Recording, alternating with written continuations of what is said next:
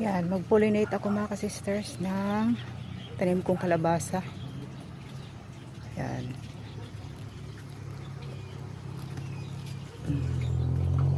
Para siya ay mabuo. Kasi dito yung kalabasa mga ka-sisters na tanim ko ay hindi siya bubuo kung yan, hindi siya pa aasawahan. Ano bang tawag yan? Oo nga, pollinate.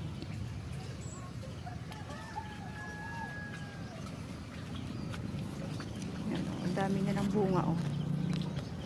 Ang maliliit pa. Nagsama na rin dito yung tanim kong ampalaya. Yan, si Angel, hima yung isda amin pang ulam. Siya rin daw yung magluluto. Yan, part ng paglago bilang paglaki. Anak no, para matuto.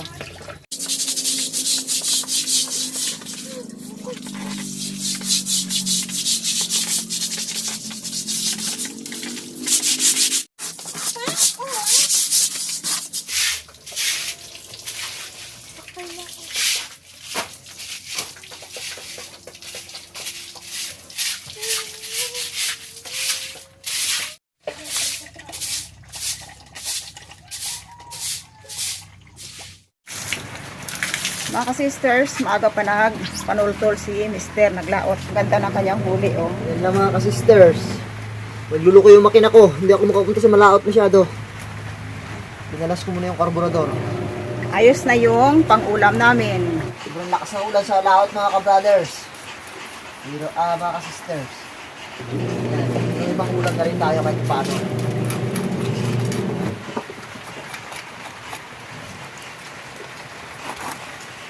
Nakakapagsabaw na tayo ng sariwang isda.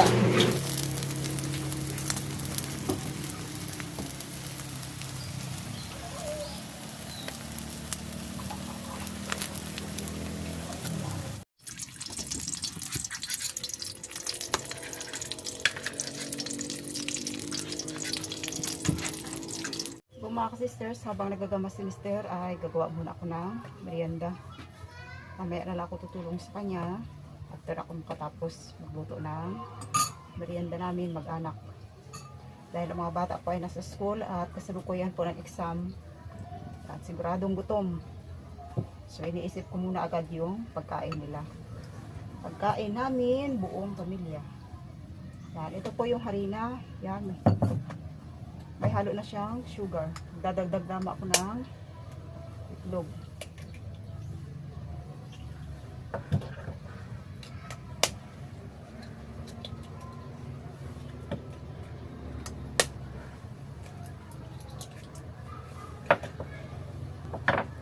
Para mas masarap siya mga ka-sisters, maglalagay din ako ng powdered milk.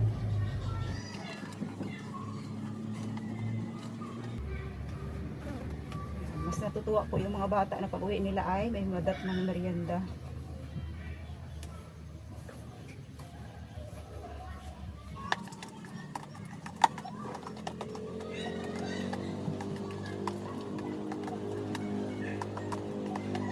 Mga sisters, ready to steam na ito pa, i-steam ko lang.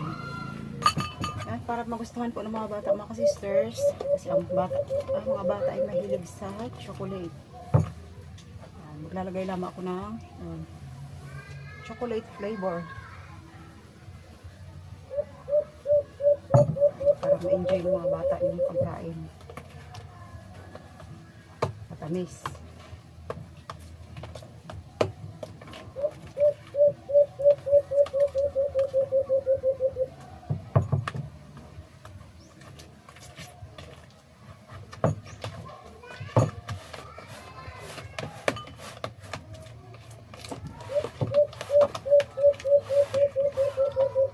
Thank you nga pala kay Sis April.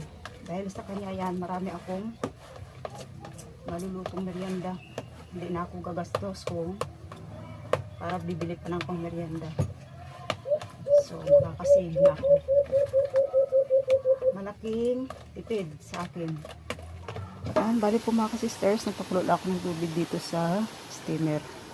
Dahil ako ng konting oil dito sa muldihan ko. Maglalagay lang ako ng tamang dami para madali lang siyang maluto. Yan. Tsaka natin isasalang. Na-mix ko na.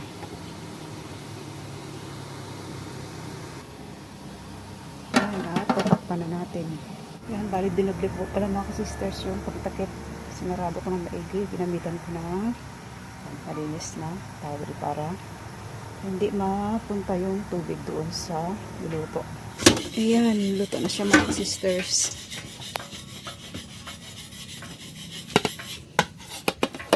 Yun. Yan mga sisters, tambal namin sa kape.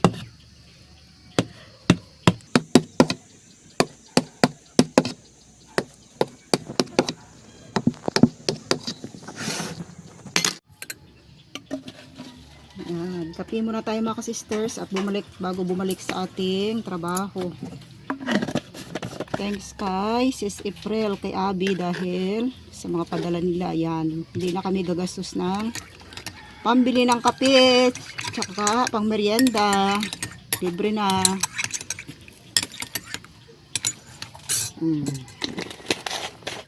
Yan, kalalabas lang ng mga bata mga sisters. So, sabay-sabay na kami magmerienda. So, kapihan. Kape po tayo. Salamat po Diyos sa pagkain, sa pag-iingat mo God. In Jesus name, Amen. Bago natin kainin, i-bless muna natin. Atat na si Pet, gutom na. Siyempre nakakagutom kapag galing sa school. Naikuhan ko na rin yan dati. Nakaiwot ng asukal na. Hindi ba tamisal? Ako dati kasi pagka uwi galing sa school, gutom na gutom.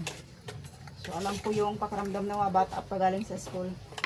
Gutom na gutom sila. Oh Angel, oh. Kuha na. Kuha tinidor doon. Malinis bang kamay? O, kuha lang ng kuha. Hindi na ako magkuha ng ano kasi nga mamadali ako ay magabalik pa kami sa gamasin. Ano? Kakalahal. Uya anak. Nilunok na lang. Gutom talaga. Gutom na pag galing sa school, no? Exam nyo kasi exam ng mga bata, kaya si Pete ay gutom na gutom. Apura ng uwi at Sagutan mo mga tis mo na. sagutan mo daw lahat. Bukas pang dalawa. Bukas pa ang dalawang gusto nyo. Wala ang mali mo. Hindi pa kayo nag-check. Hindi pa kayo nag-check.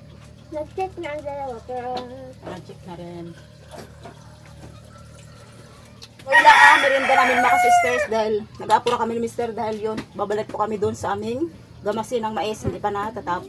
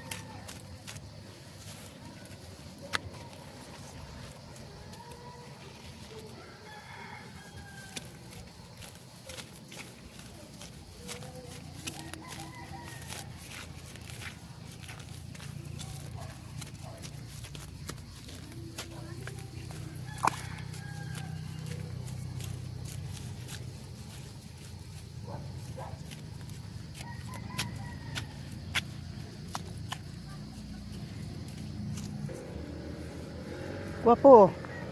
Gwapo. Bantayan mo gwapo sa kambing gwapo ha. O kinain na ng kambing yun oh. Hindi mo ging habol gwapo ang kambing eh. Sabi ko sa iyo habulin eh. Hindi mo hinabol. Ako ang naghabol.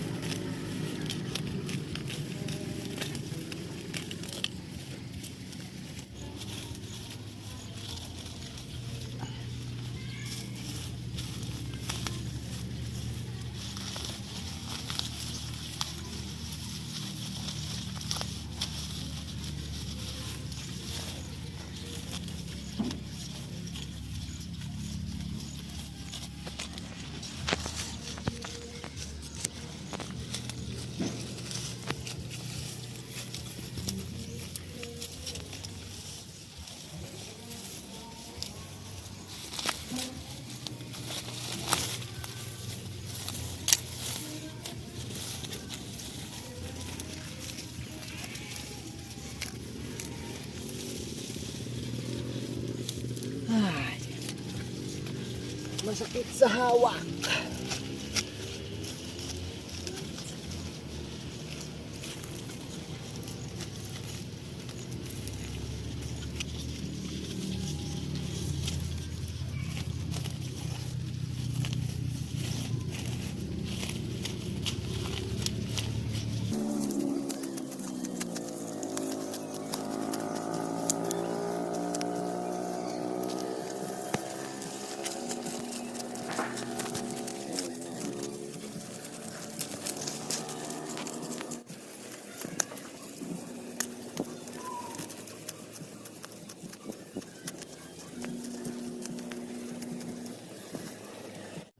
Maraming salamat mga sisters sa inyong patuloy po na pagpanood. At God bless po sa inyo.